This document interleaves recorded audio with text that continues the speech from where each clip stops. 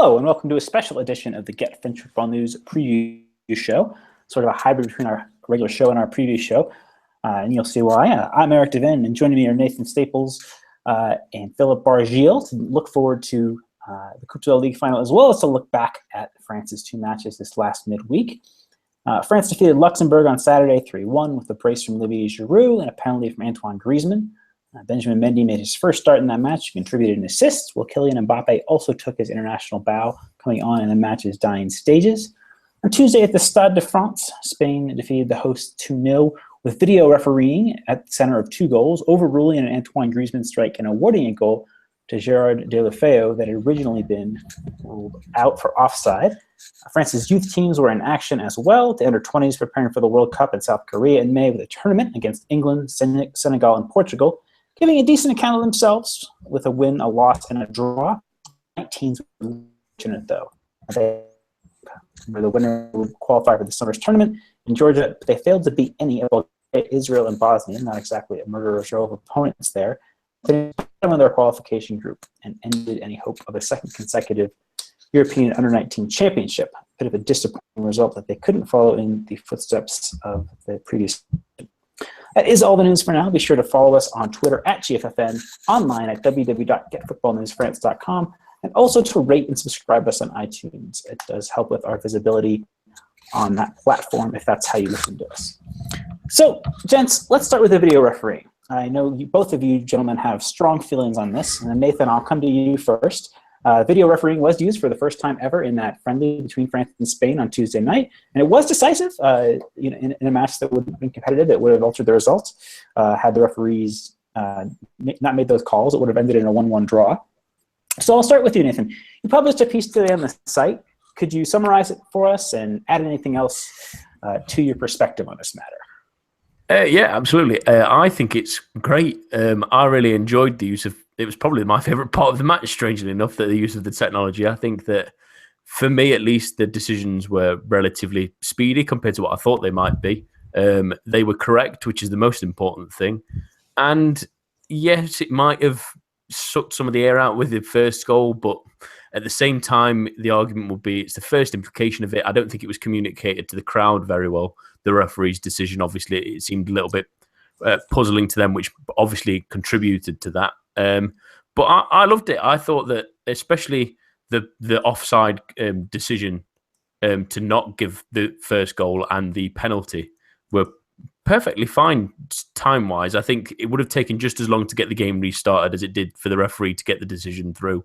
And the same with the penalty. It takes as long for a goalkeeper to try and psych a player out, really, while he puts it on the spot. So I really enjoyed it. I thought it made it strange at the end of the game, at least here in England, because Paul Ince was trying to fumble around, trying to think of something to say other than a moan about the referees. And he had a little bit of a moan about the timings and people have had an issue of football's not black and white, but it should be black and white. I know the other thing will be that subjectivity will still come into it because it's still opinion-based and not all these decisions will be reviewable, which is right. And also, they're not going to get them absolutely bang on like they did at the weekend, although in midweek. Sorry, although the Deulofeu one is very close, but I think they got it right. There will still be a debate because there will be still some occasions where they are borderline or do still get it wrong. So I think it's a really good step forward. It helps referees with some really, really difficult decisions because, I mean, as clearly shown the other night, that they got two linesmen calls wrong in quite quick succession. And that happens. And I think another great place is Sky Sports have done quite a number of things with refereeing. And there's a good video on there where you try and test your own style of guessing these offside calls when they're in full motion and you only get one look at it and you're also not moving on a static camera, and it's really, really difficult to tell, and giving them, the referees, that extra little edge, and especially when it's in such important moments where it decides games, I think it's really important and a great step forward, and hopefully something we see more of in the future. Yeah, I have to say, as someone who was an amateur referee up until my days in university, I think particularly on offside decisions, it certainly has something to be said for it. But that being said, I also can take the opposite point, which Philip will give us, and that I think the time to award the second goal was a little bit lengthy and was a little bit frustrating. I think we see that Hugo Lloris was a little upset about how long it took to have that awarded. So, Philip, your counterpoint to Nathan? Well, my counterpoint is that I've always been against it and still am against it, but I can see all the progress that has been made even before Tuesday evening's game, saying the goal line technology. I think it's I actually think it's pretty good. We had some pretty chaotic decisions being made about this, about those kind of decisions. I remember some balls being like a couple of more than a couple of inches behind the line, and the goal not being given because the referee was blind. So I mean, I do get that it'll be it'll have to come, but I guess what I would like to see is some kind of limitation, like they have in tennis, of having offside calls and not playing the offside rule and appealing for an offside decision every time.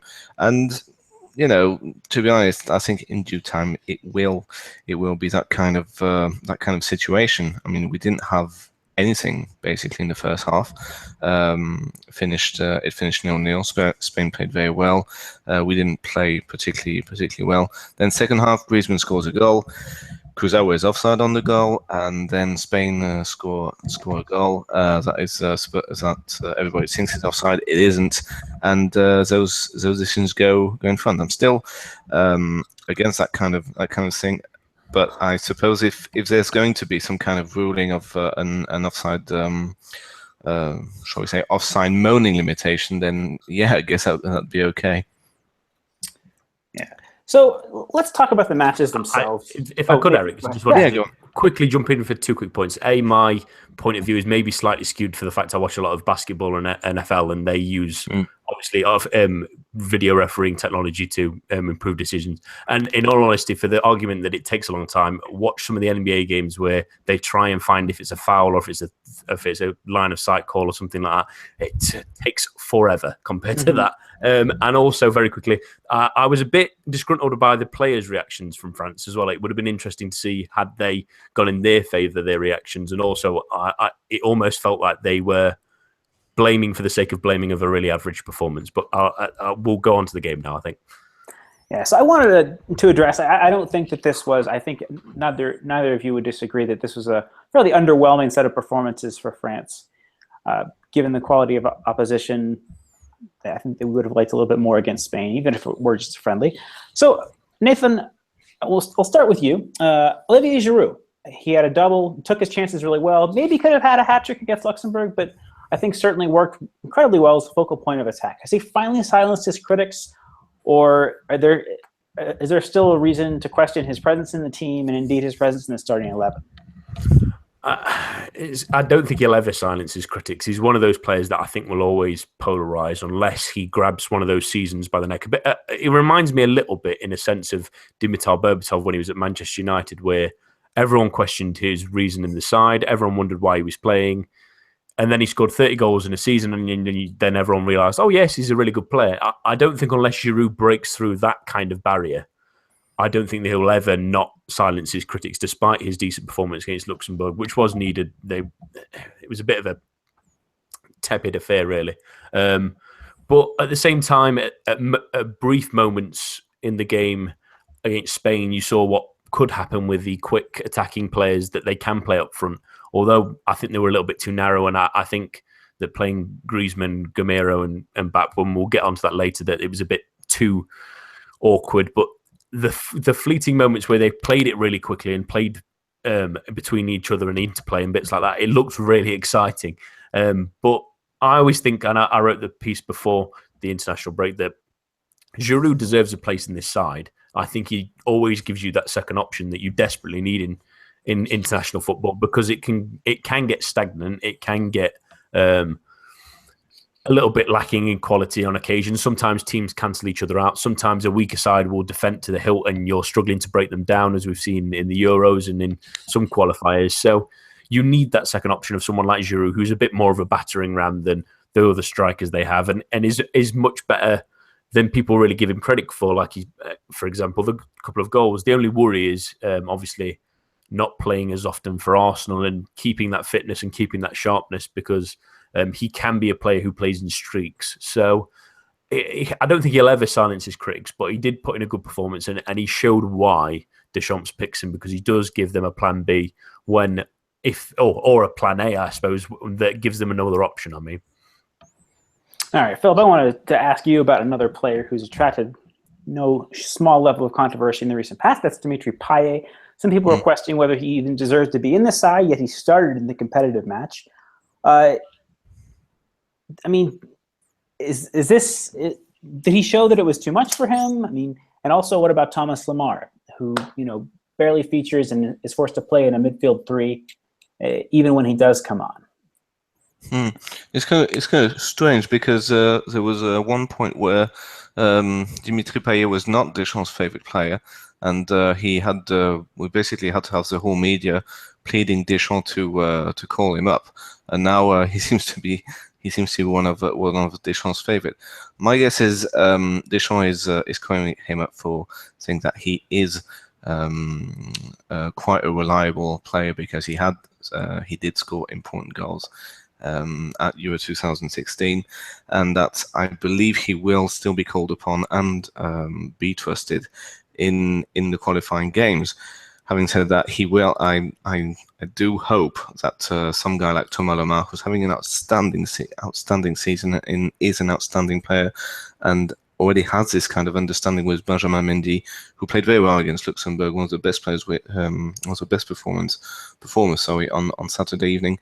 So you kind of wish that Payet could drift either centrally or on the right wing, stay in a 4-2-3-1, maybe playing another formation, another friendly. We saw that the diamond-shaped 4-4-2 against Spain didn't work very well. It was a bit better in the second half, but really it just didn't go. You just wish for that. But I do believe that in the short term, Payet will stay as the regular left winger, but there will be competition for sure. All right. I mean, I'll do remember Payet turned 30, I believe, yesterday. So perhaps Happy birthday. Happy birthday. Perhaps this is his last tournament cycle either way. Nathan, I want to ask you about Ousmane Dembele. For me, he was France's best player in the match against Luxembourg, continually drawing free kicks, really stretching play. What's his best position, and in what formation?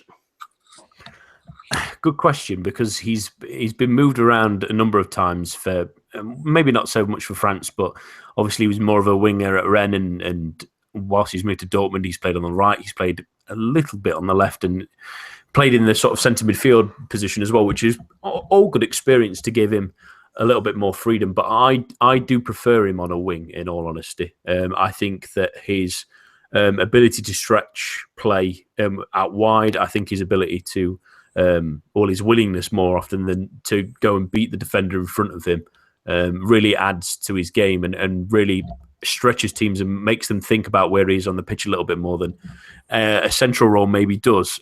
I think he's a little bit better at crossing the ball than maybe his slide rule passes, although he has got much better at that at the moment with the places he's playing in Dortmund. But it all depends on what France decide to do tactically in the future, really, where he plays, I think. If he carries on in that trajectory he's at the moment, I think he's probably going to be one of those ones to start. I think that him on one side and Mbappe on the other side of maybe someone like Griezmann, I know that's maybe my personal point of view, but I think that sounds quite exciting because both him and Mbappe maybe more inside forwards if they want to be on those respective sides, and both of them like to attack defenders with pace, and that really will put the frighteners on centre-backs, especially modern centre-backs, who there's not many around that can defend, or at least in partnerships and in the international stage. So I'd like to see that, and like you said, I think he was excellent against Luxembourg. I think he's had an excellent season in Dortmund. He's really, really rising, and again, which isn't surprising because he was fantastic last season as well. And yeah, I think on a wing is the best place to play him. I would personally play him on the right wing because that's where he's more comfortable with, at least against with his recent games against for Dortmund. So play him there. Hopefully, that's where he ends up at club level as well, because then it obviously adds a little bit more consistency to his game. But yeah, I prefer him in that position, especially with, the depth they have in midfield. And I think he's a little bit better than the other wingers in those positions as well. All right. You hinted there at France's indecisiveness in tactics. And Philip, I wanted to come to you on this. They played a quote-unquote 4-2-3-1 on Saturday against Luxembourg. Really more of a 4-4-2 with Griezmann staying pretty close to Giroud. This formation's okay, maybe with Lamar on left in place of Payet. But the question then would be, who should partner Kanté? Now, I have to offer a mea culpa here. I had sort of questioned Kanté's technical flexibility and his limitations, but I think he did reasonably well against Luxembourg. He tried to get forward with the ball at his feet. He showed a few decent passes as well. I do think he's an important part of this team. So my mea culpa there. But the question is, if this 1-4-4-2, whatever you want to call it, is the way forward, who partners him? Is it a waste to play Paul Pogba in a deep position? You also have Blaise Matuidi, Adrien Rabiot, Timi Bakayoko, Corentin Tolisso. How if you approach this system, which seems to be France's best, and we saw that in the knockout rounds of the Euros as well, how do you populate that personnel-wise, Philip? Are you talking about the 4-4-2 we played against Spain with Griezmann behind the two strikers? No, 4-4-1-1, some kind of... Well, it was more of a 4-2-3-1, 4-4-2. The same that they had played in the knockout rounds of the Euros and in the match against Luxembourg, with Kanté as one of two central midfielders. The thing is, it's really hard for me to say this, but I do believe that Matuidi's best years are starting to be behind him, and I honestly think that Pogba and Kanté needs to be playing together on a regular basis in order to have a better understanding, because I just can't really see what else we could have. I mean, sure, we do have some very talented central midfielders in Tolisso and Rabiot, but they kind of proved against Spain that they weren't exactly there yet, and I just can't see Deschamps saying, okay, I've got Kanté, and yes, he can run all day. He's some kind of very modern Makelele, but I do have a World Cup to look forward to, and I just don't see Tolisso or Rabiot dislodging, or Matuidi dislodging Pogba of this position.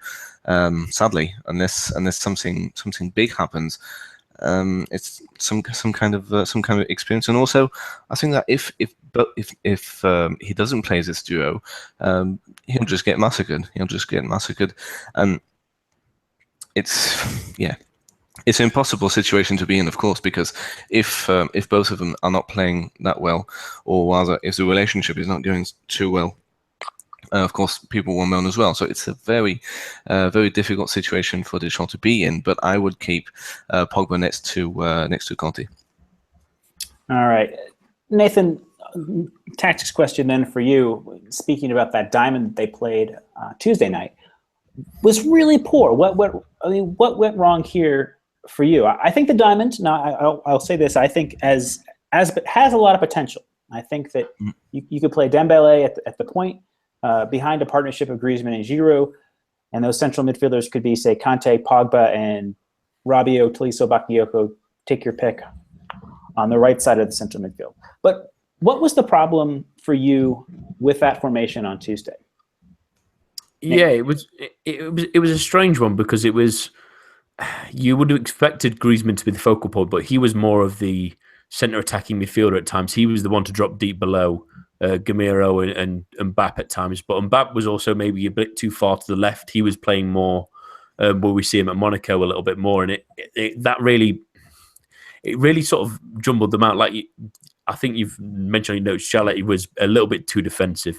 For one thing, I think that him being further back sort of stifled that right-hand side where there was no one on that side at times, because Gamero was so narrow, and sometimes Mbappe was too far to the left, so there was almost no space in that area. So Griezmann will maybe occasionally drift in that area, but there will be no one to put the ball into. So it was a weird menagerie of it. And I think as well that the decision to play Rabiot and Tolisso, while it was welcome, I think they both kind of cancelled each other out. And I'm not sure if it's also tactics-wise, whether Deschamps has maybe given them the wrong instructions, because it felt like at least for me, and my view, and I don't know if you agree with this, Eric, because obviously you watch Tolisso a lot, but it's almost as if he got Rabiot and Tolisso mixed around. I think Rabiot was too far forward too far often, and I think he's much better as a box-to-box midfielder, but from a deeper position. And Tolisso was too far back. He's better closer to the striker. He wasn't close enough to Griezmann or Gamero at times, and that imbalance made it look more like a strange 4-3-3 with a false 9 rather than a diamond. It was. It almost seemed cobbled together. Unfortunately, it didn't really work as a system. I think it could, like you mentioned, with the players you mentioned, and I think even with Rabiot and Tolisso in there, because Rabiot is good as a box-to-box player when you ask him to play more defensively, it works better. But it was almost as if they'd not worked on it in training enough, and it's a factor of international football. Full stop. That you switching tactics has to be built very quickly because of obviously tactical flexibility and rush teams that change all the time, especially with the amount of young players they've got at the moment. It can be really difficult. So it just looked a little cobbled together and it never came along. I don't think Rabiot or Tolisso understood their positions. I don't think the fullbacks were advanced enough, often enough. And the attacking three were really muddled in where exactly they should be, especially Gamero coming maybe a little bit too narrow, especially when Griezmann's dropping into a hole. So there's things to work on if they want to do the diamond. I personally prefer a 4-2-3-1 or a 4-3-3 with the players they've got. But it's maybe something they can tactically do tactically, because I'm assuming they wanted to overload that midfield, especially with Spain's tiki-taka style and Isco being someone who's playing more narrower. But it just didn't work at all. It had its brief moment in the second half where they sort of got on the front foot in the first 5 minutes. They started to it was morphed more into a 4-3-3 then. But after that, again, it looked confusing to me. Yeah, I like the diamond, and I do agree that the fullbacks probably didn't do enough to stifle Spain's midfield. But I just felt like Tolisso and Rabiot were basically two players used to playing in the same position. Tolisso, let's say he's more adaptable in some kind of formations, and I really would like to see him play as a number 10, as an attacking midfielder, which was basically Griezmann as well on Tuesday against Spain. So lots and lots of options there. Yeah, it's just a matter of putting the pieces together. He needs a lot of friendlies to test that, and maybe he could test it in the qualifiers, but it doesn't look likely if he's going to play his very cautious 4-2-3-1 against a side like Luxembourg. I mean, chances are he'll play 4-2-3-1 until France are mathematically through to the World Cup. Yeah, I mean there is the match against Sweden. If they win that, it'd be hard to see them falling out of first place. That being said, I do want to finish our international chat here with one final mention, and I wanted to get both your opinions on this. Nathan, I'll come to you first, and that's Florian Thauvin. There was a lot of surprise and excitement surrounding his selection. He didn't play. You could say he's a victim of circumstances. That is the tactics versus Spain and the situation that it was a close match until late on versus Luxembourg. But you could also say that he's a player who's not to that level, that he's undeserving. So, Nathan, I just wanted to get your brief take on Thauvin, and then Philip will come to you after Nathan. I think in terms of the reason he didn't play is more of a victim of circumstance, similar to a couple more that didn't really play, like Kimpembe, although obviously they were late call-ups. But yeah, he might have been reserved for that Luxembourg game, I think. If France were in a more comfortable position earlier on, I think he would have come on maybe with about 30 minutes to go, maybe 25, to give him a bit of that run out in what is actually the competitive game. But against Spain, yeah, the tactics, that was the strange one for me. I think the tactics didn't work anyway, and when they made the substitutions, they sort of adjusted it anyway. So it might have made sense to bring him on in that one and give him a go. But they have so many players in that area, I can understand why they maybe went against it. And it seems a shame for him because he did seem really excited.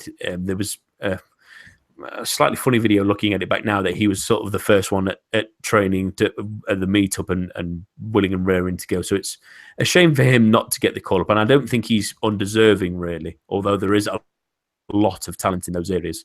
I think he's at least on the precipice of that squad, maybe just probably one of those ones on the outside looking in, unless he's on terrific form come the World Cup or the Euros after that. But yeah, I think it was more a victim of circumstance than anything he'd done that he didn't get to play in either of the games. Yeah, I think it was pretty much touch and go whether he was going to start against in either game, and I think the fact that the diamond-shaped 4-4-2 that Deschamps chose against Spain was probably the catalyst of that, because I don't really see Thauvin playing anywhere else than on the right wing, so coming back inside with his left foot.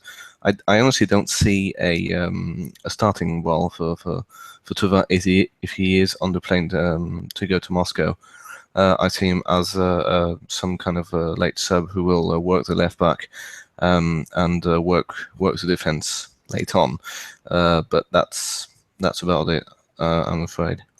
Yeah, I think Kingsley Coman is another player who was in the squad at the Euros and has struggled with injury. But I think it's something we can't forget about. I think come 15 months from now, we'll probably be seeing not dissimilar squad to this one, but I think Coman is a strong candidate to replace Thauvin in that set of players. So I think a somewhat disappointing pair of matches for France, but let's move on now to the weekend's big event. It's Saturday's Coupe de la Ligue final. A few things to note. For Monaco, though, we'll be missing Fabinho. He's suspended. Djibril Sidibe and Radamel Falcao are still doubts through injury.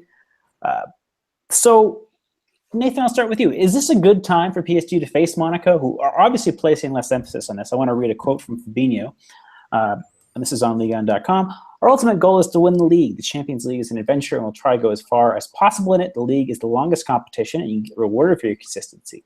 We are 3 points clear with 8 matches to go, and they will be 8 finals. We know PSG are waiting for us to slip up.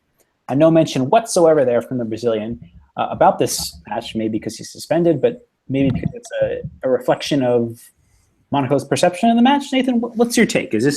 How seriously are the Monegasques to be taking this?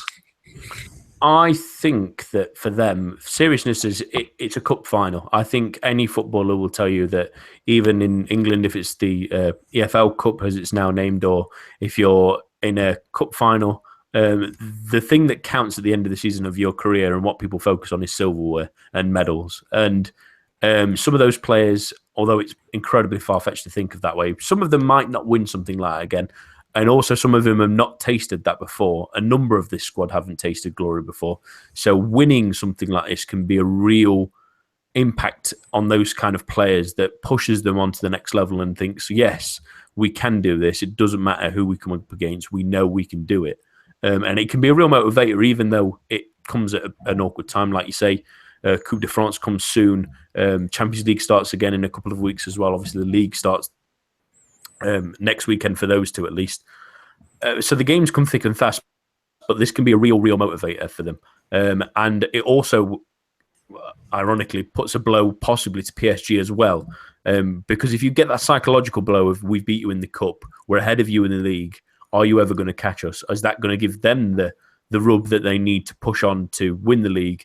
And Champions League, like he says, is more of an adventure. They hope that they can at least pull off an entertaining tie with Dortmund, as it looks like. But I don't think they'll treat this any less than any other game. And I think that's a great way that any footballer should do this.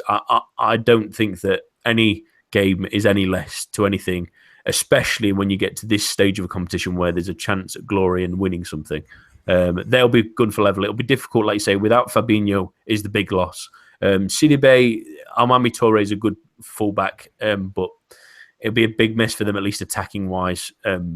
Falcao, again, because of Mbappe's improvement, and Germain is always a good statesman. They've got good cover there, at least for this game. So I still think they've got enough in the tank with Moutinho obviously coming in for Fabinho to do this, and I think that the motivation should rightfully be there, at least from Jardim, and he should be translating that to his players, because this could be a real big moment. If they can win it and they can prove that they can match again PSG in these kind of games, it knocks their opponents and it might just give them the psychological edge to go and win the Ligue 1 as well. All right, Philip, what about PSG? Now, they definitely have the luxury of being able to focus on this match. I think that their Coupe de France matches against Avranches, who are, I can't remember their amateur and national side, but certainly not as challenging of his opponent as Monaco, who have Lille. There are some concerns about the fitness of Marquinhos and Thiago Silva. Presnel Kimpembe as well. There's been some reports that he was held out of both of France's matches due to injury, not that he was carrying a knock, not because of rotation. So how do the champions approach this match? I mean, do Monaco actually have anything to lose from this game? I think the pressure is 100% on PSG and Unai.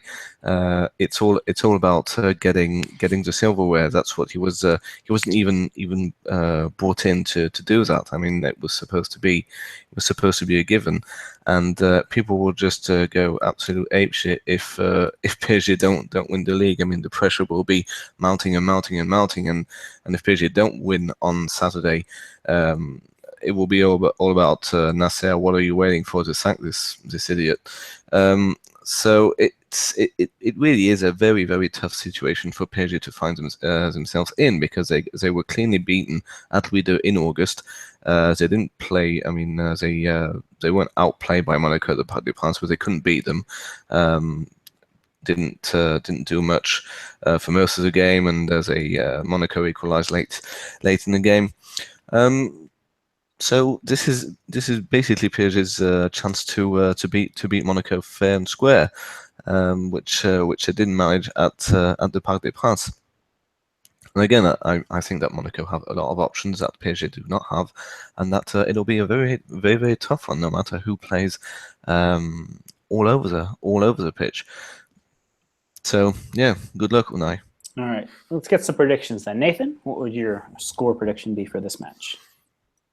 I'm going to go for Monaco winning on penalties, a 1-1 draw. And Philip? I was going to say Monaco to win on penalties as well. I'm going to say 2-2 just to be different. Okay, I'm going to go with the 2-1 PSG win. Okay, and then let's move on now. Just a couple league matches to address this week. We don't have the most enthralling set of fixtures, but I do want to mention a couple matches. Nathan, start with you. Marseille hosting Dijon on Saturday afternoon. Patrice Evra back from injury, potentially Bafé Gomis as well. In Marseille's ideal world, their Champions project, whatever you want to call it, that Frank McCourt's bringing in here, this is the kind of match they should be walking every day of the week. But they were somewhat desperate in a fog-surrounded reverse fixture, needing a very late winner from Gomis to win 2-1. Now, Dijon are only going to be more desperate now with goal difference just separating them from the relegation playoff spot.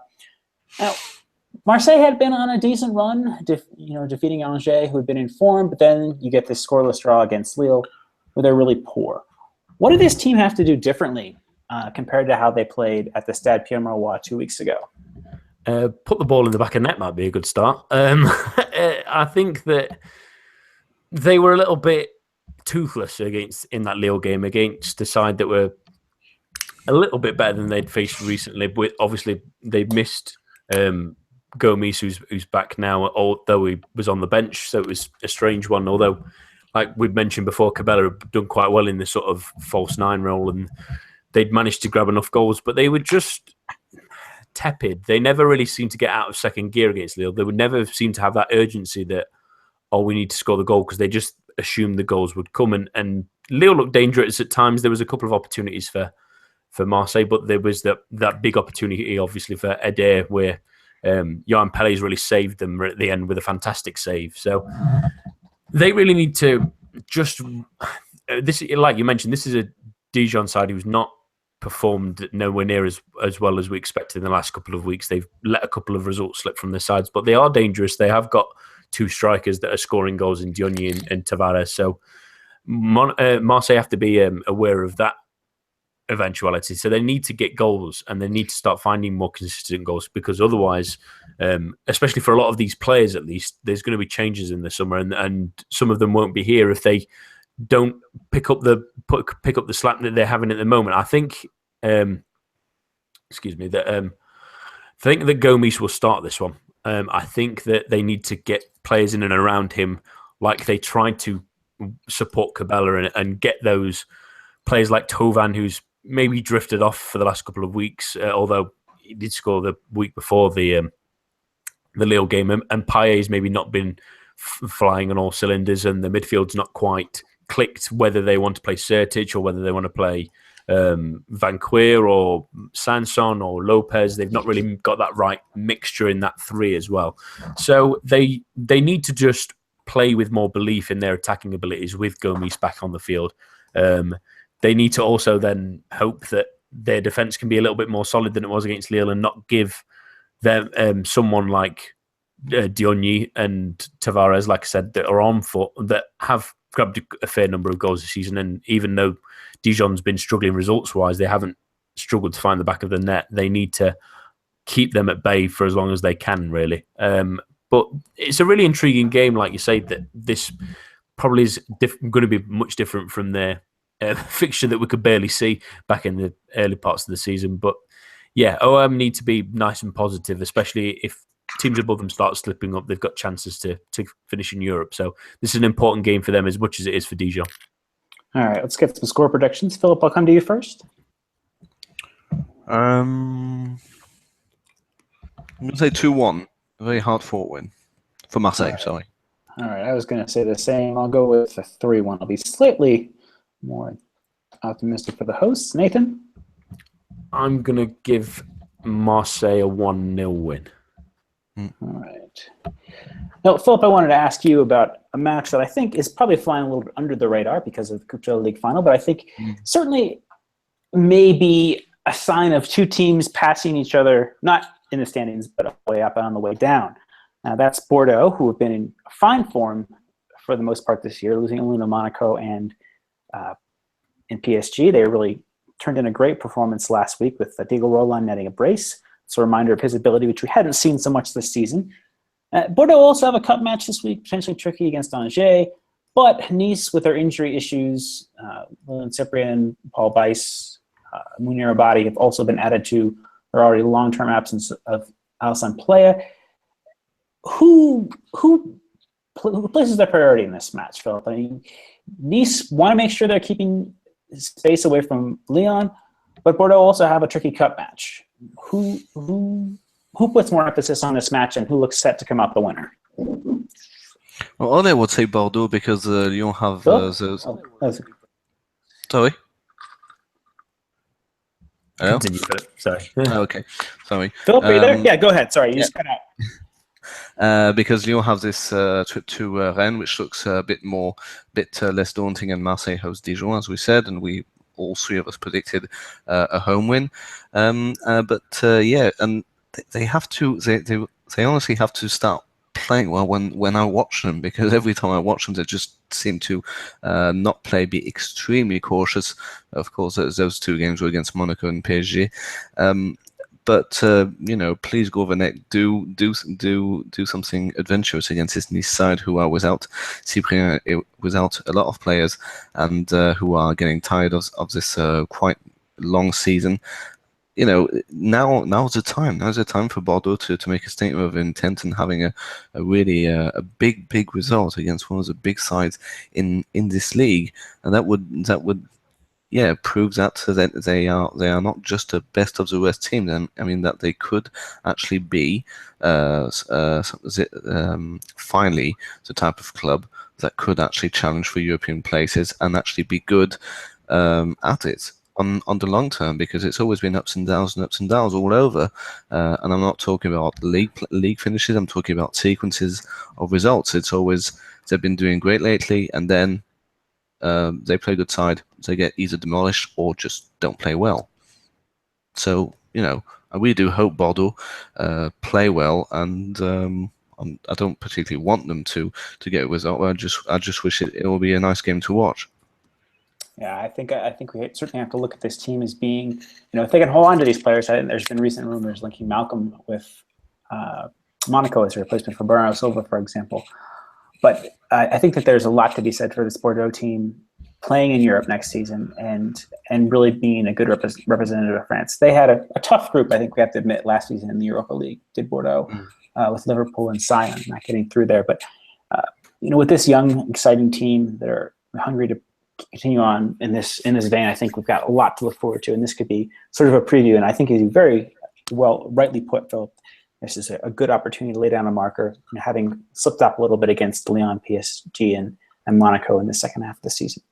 So prediction-wise, I'm going to go with a 2-1 Bordeaux win. Nathan, what about yourself?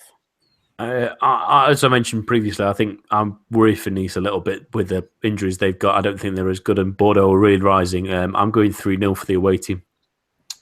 All right. And Philip? I'm going 2-1 to Nice. All right. Just, prove me wrong, Bordeaux. Prove me wrong, Balotelli. How about that? He's at home. Yeah. That's the place he scores goals, apparently. All right, that is going to do it for this week. Remember to tune in Monday from 8 p.m. UK as we wrap up the weekend's results. For Nathan Staples and Philip Bargiel, I've been Eric Devin. Be sure once again to follow us on Twitter at GFFN. Visit our website at www.getfootballnewsfrance.com for all the latest news and opinions. Thank you, and until Monday, have a pleasant weekend.